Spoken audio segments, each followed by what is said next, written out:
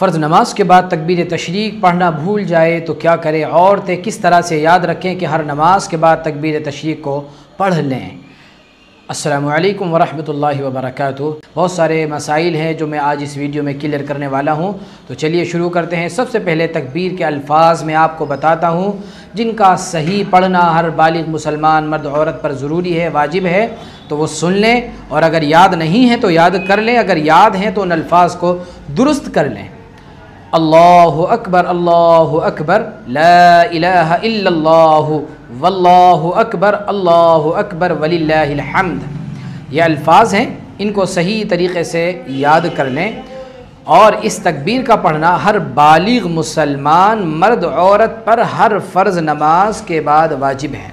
अगर आप जमात से नमाज पढ़ रहे हैं तब तो आसान है, इसलिए कि फ़र्ज़ नमाज के बाद मर्द बुलंद आवाज़ से पढ़ते हैं तो सबको याद आ जाती है।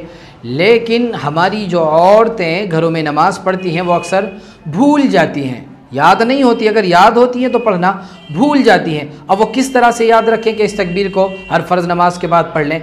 उसकी आसान शक्ल ये है कि नमाज पढ़ने की सबसे पहले एक जगह मुतय्यन कर लें कि इस जगह हमें नमाज़ पढ़नी है।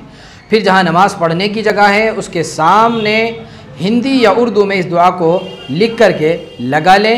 जब आप नमाज़ पढ़ने बैठेंगे, सलाम फेरेंगे, उस पर नज़र पड़ेगी तो याद आ जाएगा कि तकबीर पढ़नी है। अच्छा, जैसे ही इस फ़र्ज़ नमाज के बाद अगर आप दुआ मांगने लग गए और याद नहीं रहा था, दुआ मांगने के बाद याद आया कि मैंने तो तकबीर नहीं पढ़ी, तो फ़ौरन पढ़ लें। लेकिन अगर फ़र्ज़ नमाज आपने पढ़ ली, नमाज से बिल्कुल मुकम्मल फ़ारिग हो गए, दुनिया के कामों में लग गए, मस्जिद से बाहर निकल गए, फिर आपको याद आ रहा है कि मुझे तकबीर पढ़नी थी, तो अब इस तकबीर की क़ज़ा कोई नहीं है।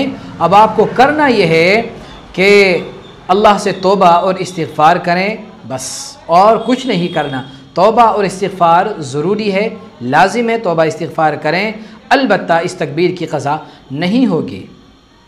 ये वो बातें थीं जो मैं ज़रूरी समझता था आप तक पहुँचाना, लिहाजा आप भी सदक़ा जारिया समझ कर इन बातों को दूसरों तक पहुँचा दें ताकि वो भी अपनी तकबीर को दुरुस्त कर लें, याद कर लें और जो मसाइल हैं उनको समझ लें। अस्सलामु अलैकुम वरहमतुल्लाहि वबरकातुहू।